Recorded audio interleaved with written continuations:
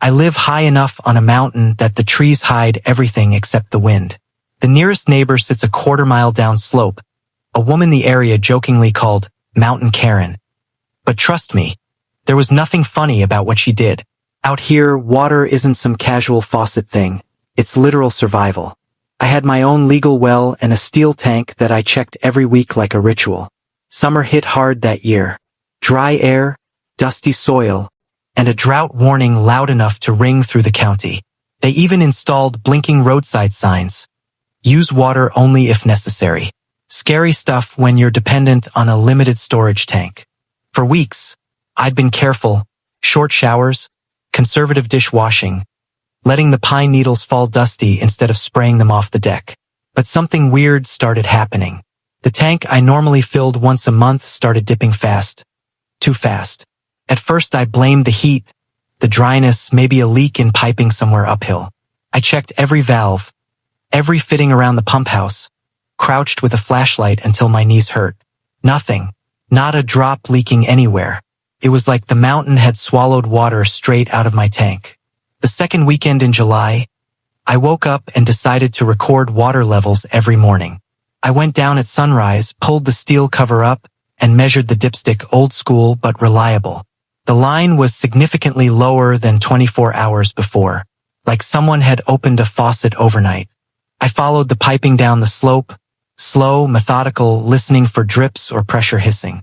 Halfway down, I noticed something I'd never seen before. Pine needles spread weird, like someone had disturbed them recently. A line in the soil, thin but there. The kind of line a garden hose makes when someone drags it quietly at night. I knelt, brushed a layer of pine needles aside, and felt plastic touching my fingertips. A hose, light green, camouflaged almost, covered with needles like someone intentionally hid it. I traced that hose downhill, slow and quiet like I was stalking something alive. It ran through brush under slanted rock, then dipped into thick bushes at the fence line separating my ridge from hers. I crouched lower and saw the connection point. Someone had literally clamped the hose into my secondary output line using a cheap brass splitter and plumber's tape. My private water, legally owned, registered, and basically my lifeline, was flowing right out of my system without permission. I snapped a picture with my phone.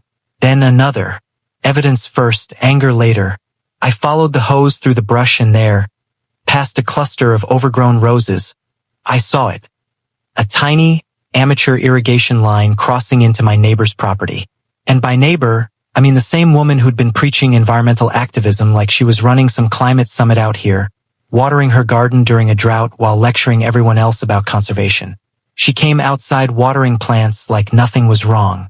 Big sun hat, chunky sunglasses, posture like she owned the mountain.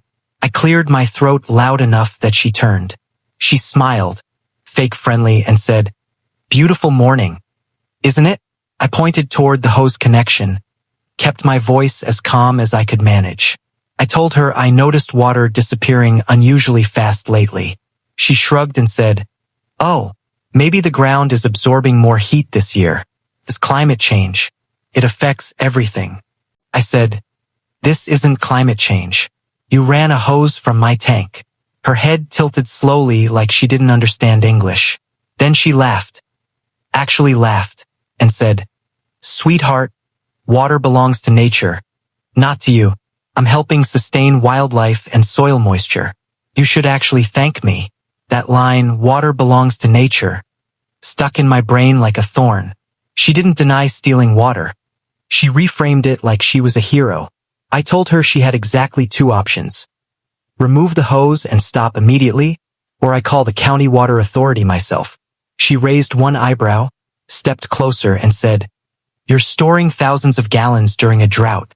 That's unethical. And honestly, probably illegal." Illegal? Me?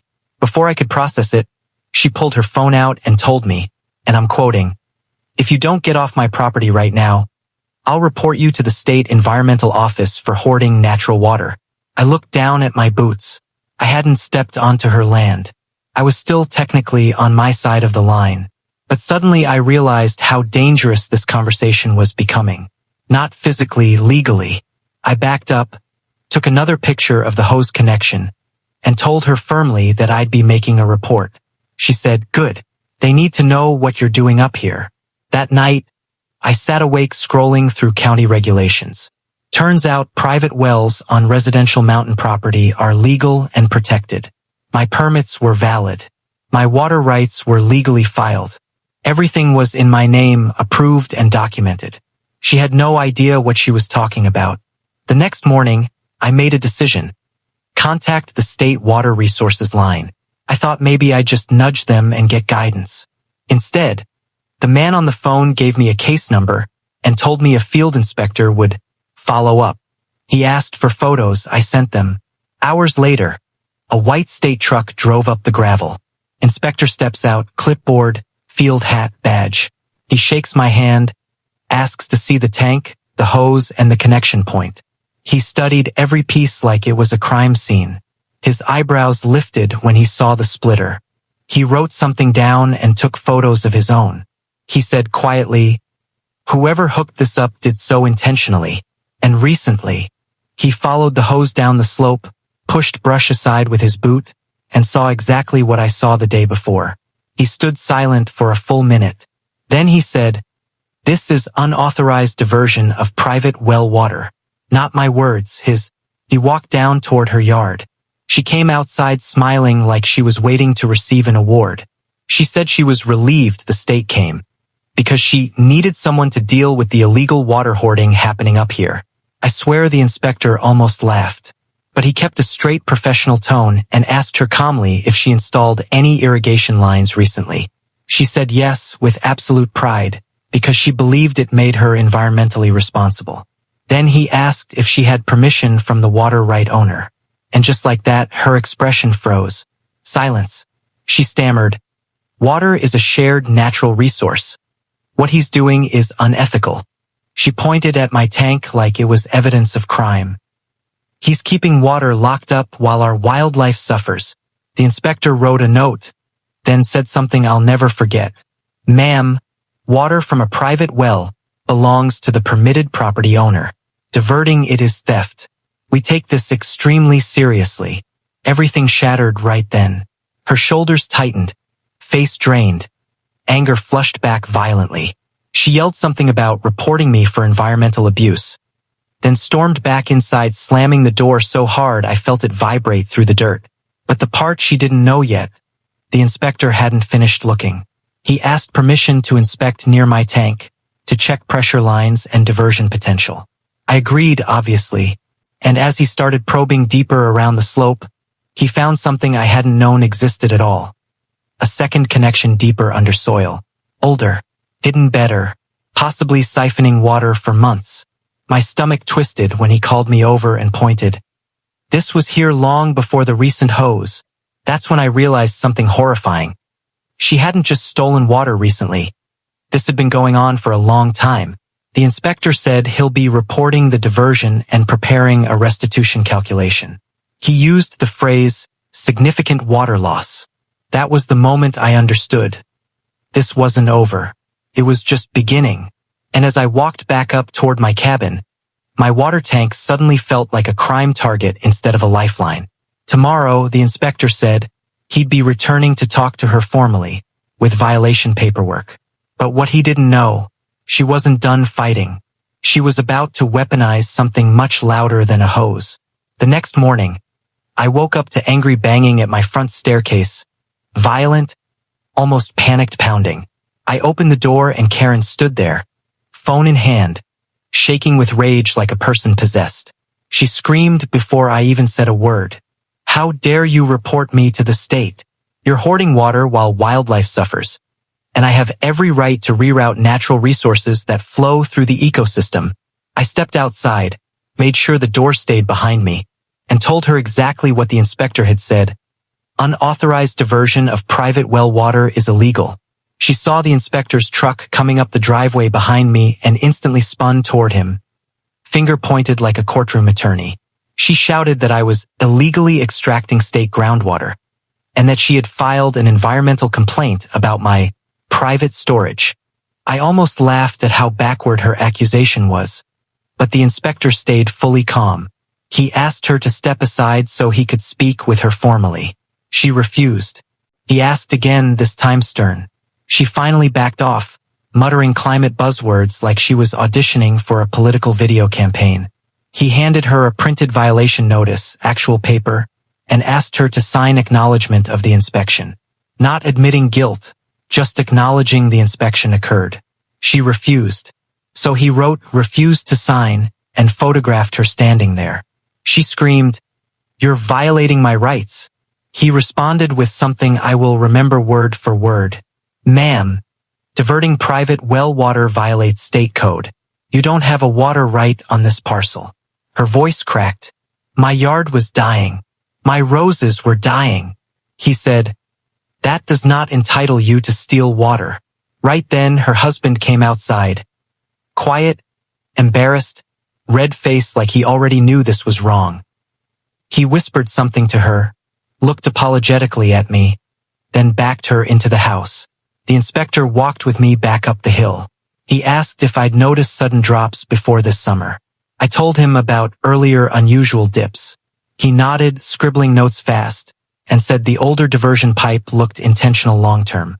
He estimated water diversion, tens of thousands of gallons.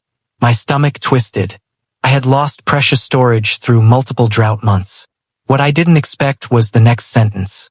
They may owe you restitution for unauthorized use, and they may face a fine, possibly a large one. Later that afternoon, I got an email confirming exactly that.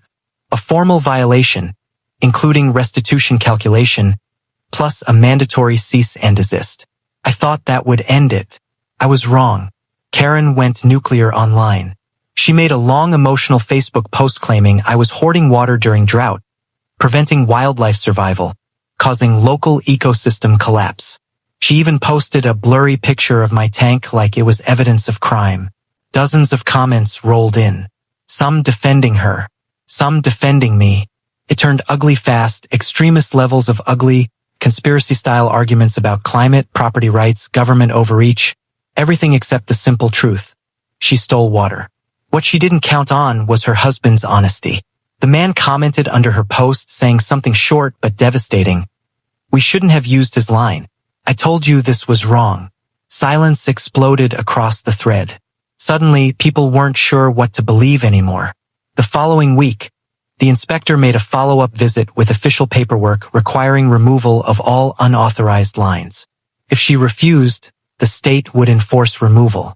They also calculated restitution plus a penalty for each month of diversion during declared drought status.